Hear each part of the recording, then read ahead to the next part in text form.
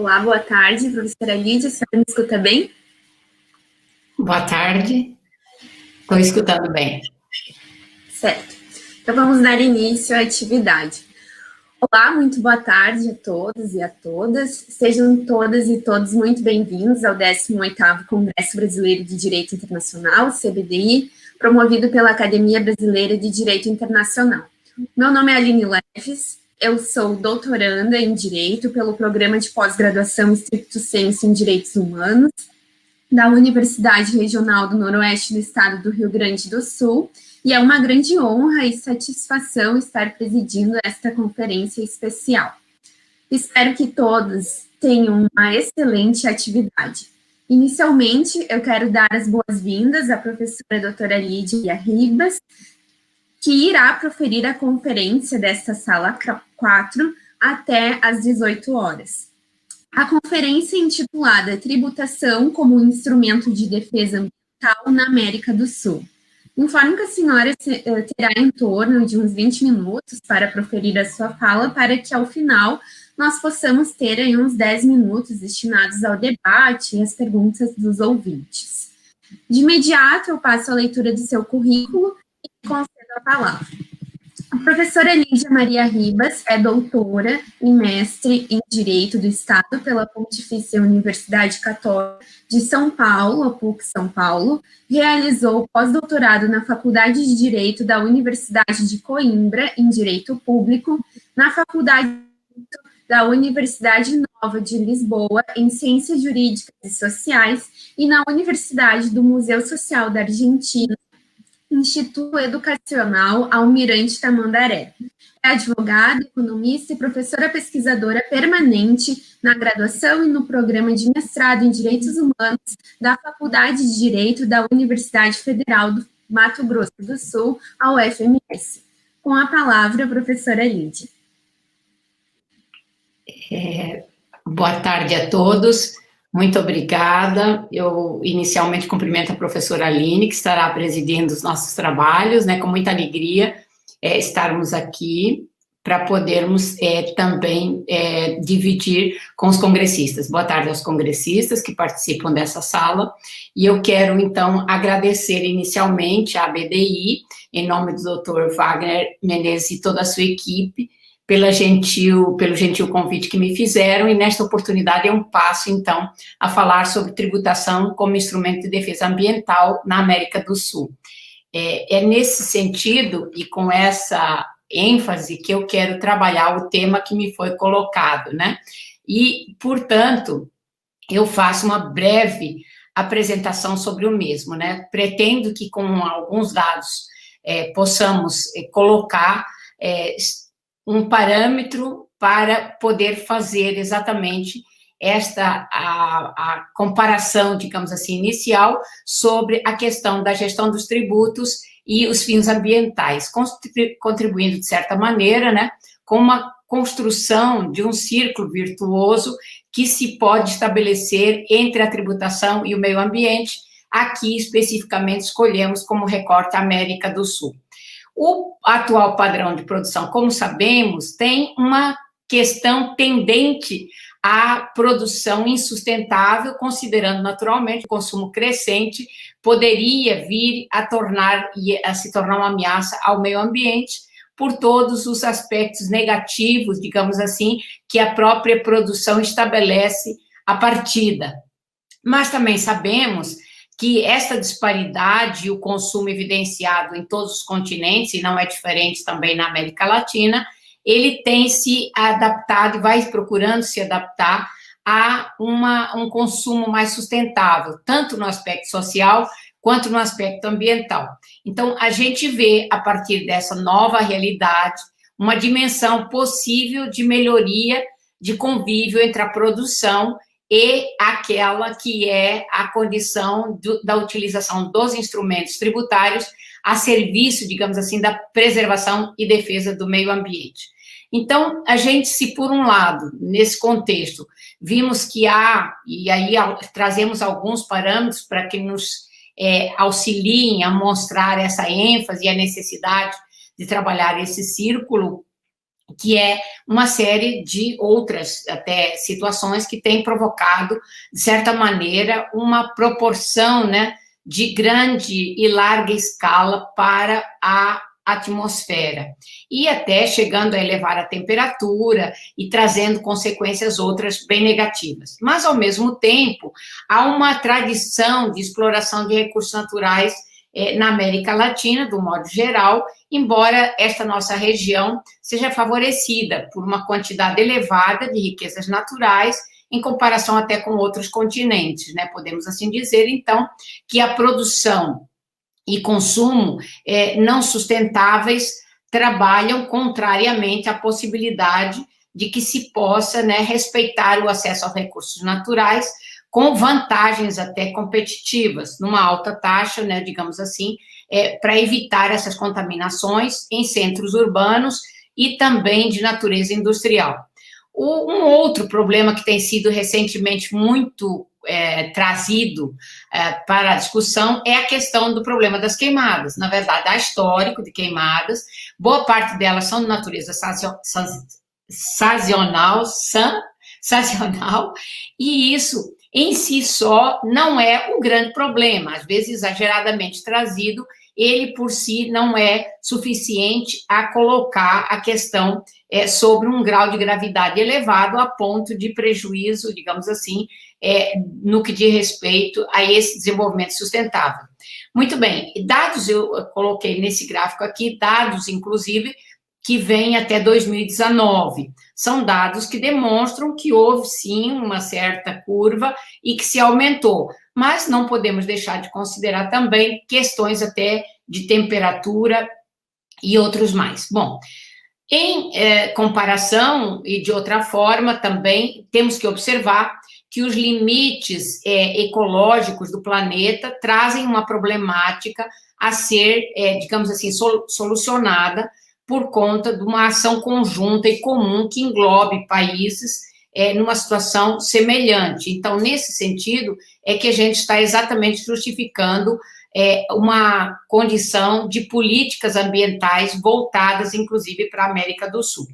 Neste momento, então, eu introduzo a questão dos tributos como sendo uma ferramenta muito importante a serviço dessa preservação e da defesa ambiental, exatamente porque o tributo representa um instrumento muito forte, porque os países, e via de regra na América do Sul, mais ainda, e particularmente o Brasil, tem uma carga tributária elevada, e sendo assim, eles utilizados como ferramenta e como instrumentos, podem nos ajudar de grande forma, né, diminuindo a questão de um efeito, diminuindo a questão negativa do meio ambiente, e, ao mesmo tempo, podendo ser manejados pelas políticas tributárias dos países. Então, quando a gente vê a tributação ambiental atuando como uma boa indicação para os agentes, a gente logo vê que há uma possibilidade muito grande de que esses agentes econômicos possam alterar os comportamentos, e, ao fazê-lo,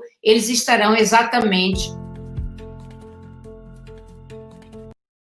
ter, né, condições de que essa tributação possa socializar a responsabilização da preservação do meio ambiente através e por meio do estabelecimento da carga tributária e na preservação do meio ambiente, trabalhando, sobretudo, na questão da carga tributária para os agentes econômicos que contribuem de uma melhor forma para o equilíbrio ambiental.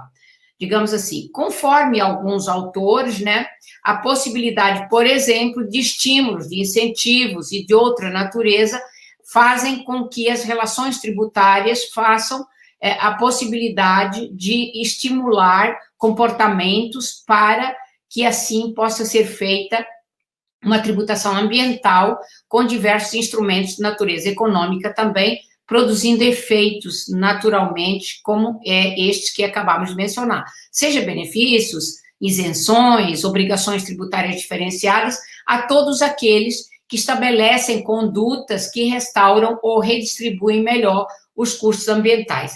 Então, neste sentido, os problemas estão muito ligados aos bens de consumo, e nesse sentido também a solução passa por uma cooperação entre os países. E essa cooperação traz, então, ao ambiente a possibilidade de construção até de regimes internacionais mais bem trabalhados.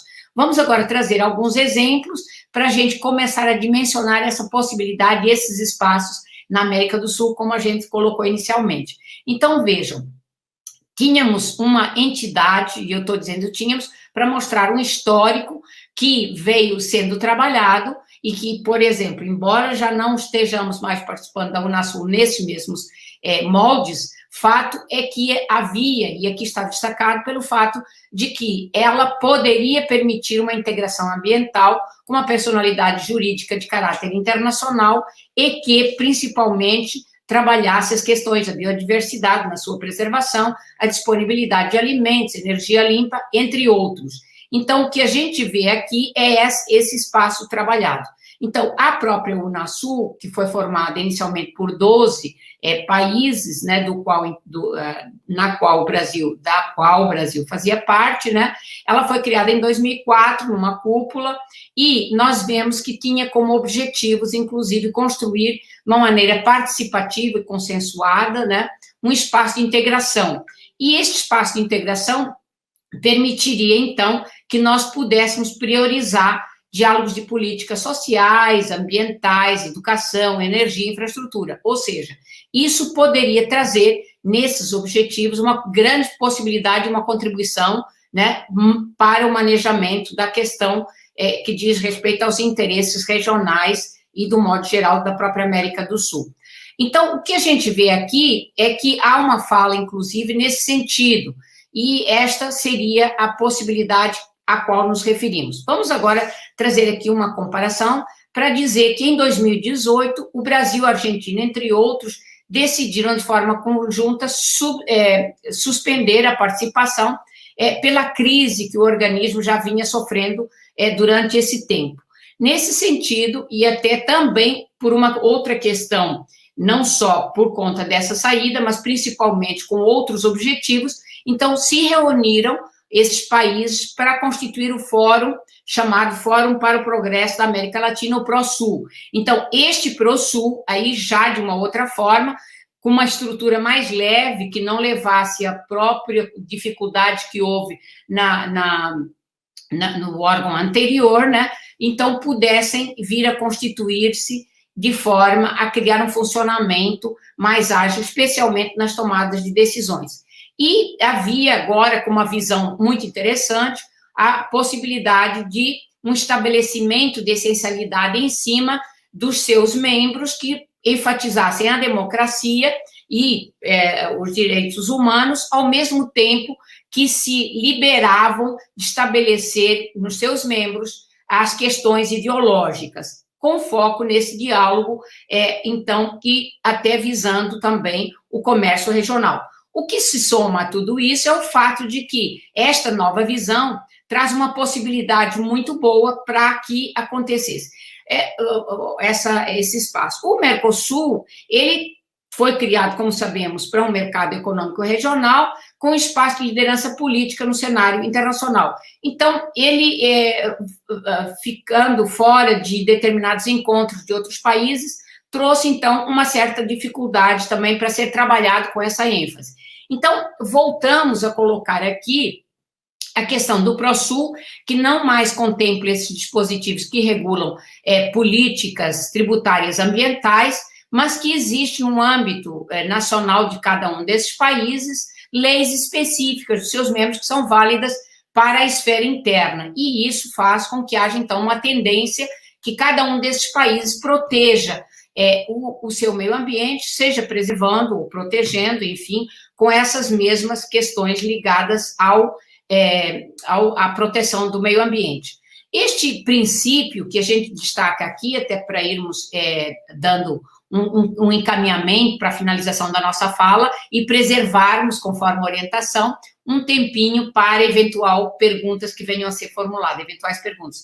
Então, é importante destacar o princípio ambiental da cooperação, que fala, então, nessa participação conjunta. E vejamos, nesse PROSUL, nós temos exatamente os países podendo e permitindo fazer o uso de uma forma mais leve das políticas internas e para a formação de condutas de preservação do meio ambiente, garantidas, como estão no caso do Brasil, pela própria Constituição, a partir lá do artigo 225, especificamente no artigo 225.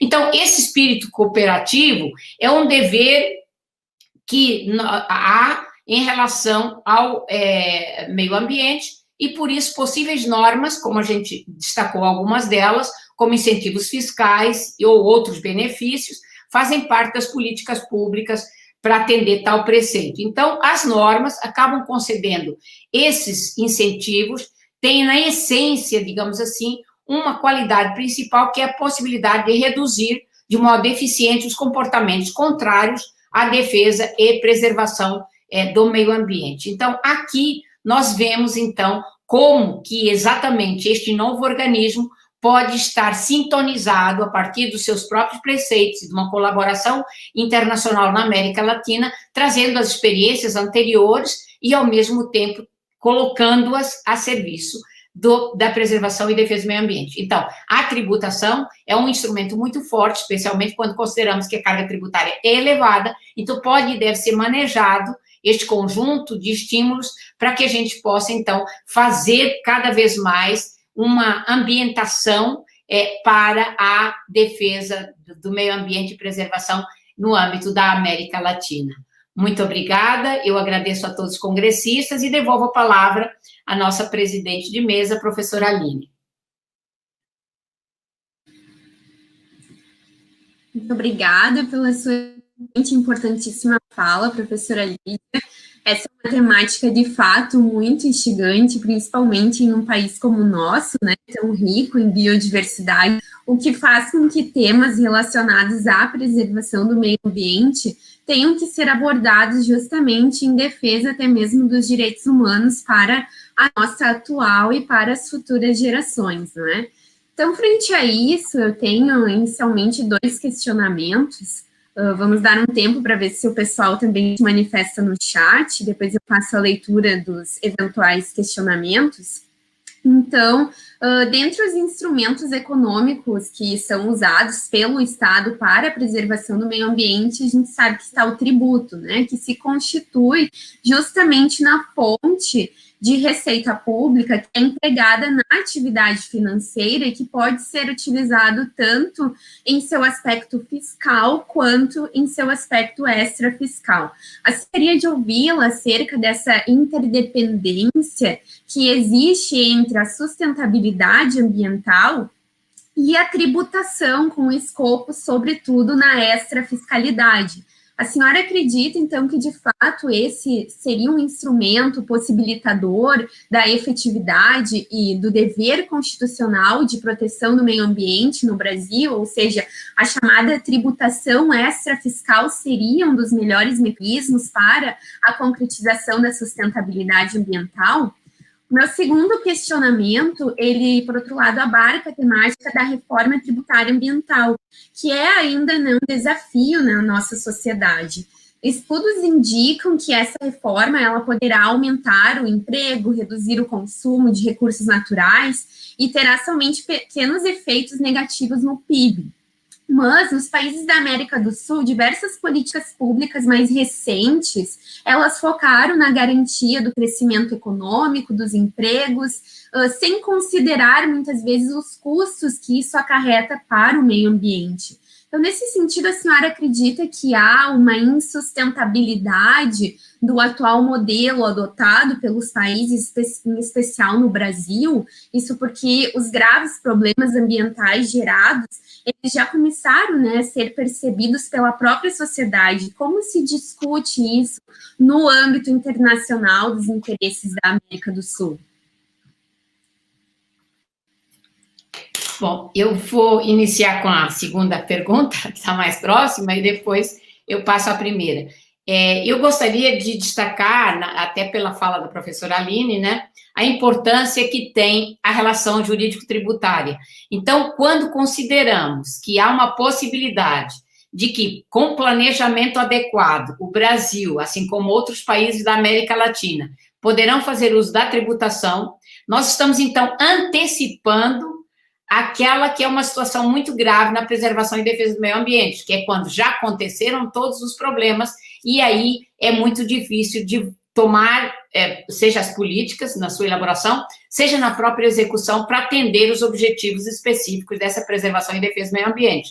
Então, quando a gente fala exatamente, e aí a Aline enfatizou, numa tributação extrafiscal, nós estamos exatamente dizendo que não há como esperar a arrecadação dos tributos para depois agir. O que a gente pode e deve, por meio da extrafiscalidade, é exatamente fazer com que se manejem políticas públicas direcionadas para aquelas atividades econômicas que menos comprometem ou atacam a preservação e defesa do meio ambiente. Então, daí porque esta importância que tem a tributação. Então, antecipa-se a possibilidade para que não se venha a ter que corrigir, e algumas das situações, como sabemos, elas sequer podem restabelecer a situação original. Então, é sim por meio da determinação das políticas públicas.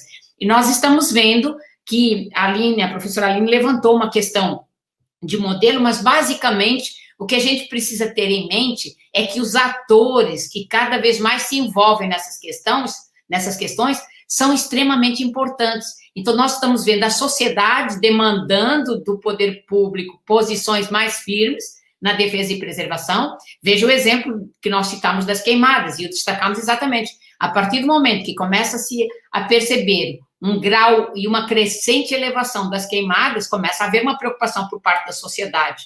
E isso é muito bom. Então, esses outros e novos atores cada vez mais participam de forma ativa, tendente a permitir que haja uma cobrança maior. E isso também, de certa maneira, move o próprio poder público a poder fazer uso dessas políticas públicas em defesa do meio ambiente e da própria, do modo geral, da preservação e defesa desse mesmo meio ambiente.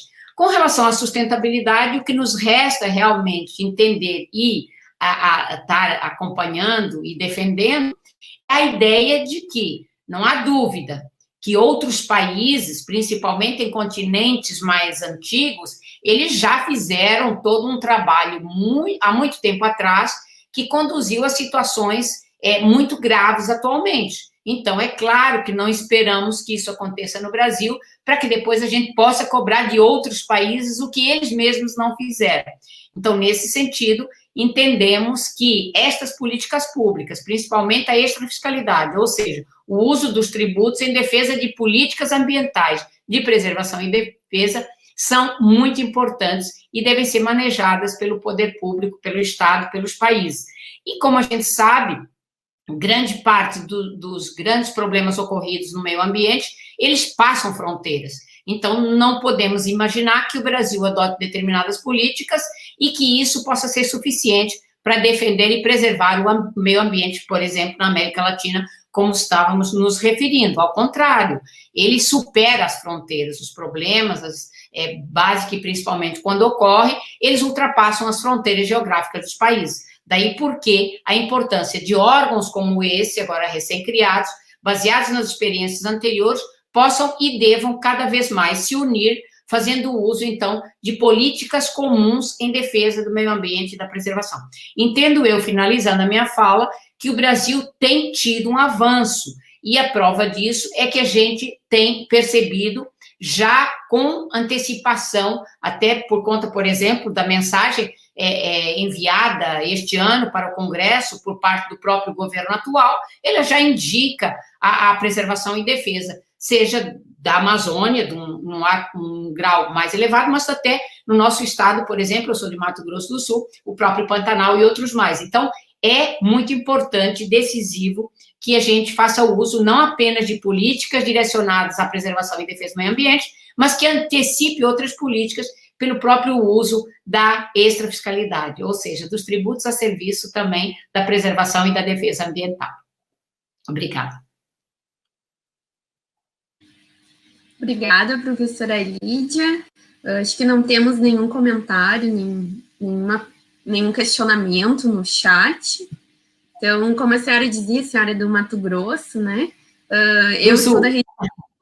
do Mato Grosso do Sul, eu sou do Rio Grande do Sul, então a gente vê a importância, né, que tem essa temática, até mesmo porque há alguns meses a gente vivenciou um período muito crítico de seca aqui no Rio Grande do Sul, então a gente vê o impacto que tem determinados ataques ao meio ambiente, né, essa questão das queimadas, do desmatamento, então acho que toda essa questão, né, que a senhora coloca no sentido de que já temos o problema efetivamente, né, e por isso essa questão toda da reforma tributária é muito interessante de se pensar. Então, eu agradeço imensamente, né, a doutora Lídia Maria Ribas pela sua brilhante exposição, né, deste tema tão instigante. E, além disso, eu agradeço a presença de todos os ouvintes aqui presentes e convido para que continuem assistindo e participando dos outros painéis e conferências, pois a programação deste CBDI ela está realmente imperdível. Então, professora Lídia, mais uma vez, muito obrigada. Eu fiquei muito feliz em compartilhar esse painel com a senhora e com todos vocês. Hein? Acho que encerramos aqui, né, dentro do horário da programação. Deixo aqui o meu muito obrigada. Obrigada, professora Aline, obrigado, congressistas, que tenhamos uma continuação do sucesso que já vem sendo demonstrado até aqui. Muito obrigada a todos, uma boa tarde. Um abraço para o Rio Grande do Sul também e para todos os outros estados do país, a serviço também da defesa e preservação do meio ambiente. Muito obrigada, boa tarde a todos. Obrigada, boa tarde, até breve.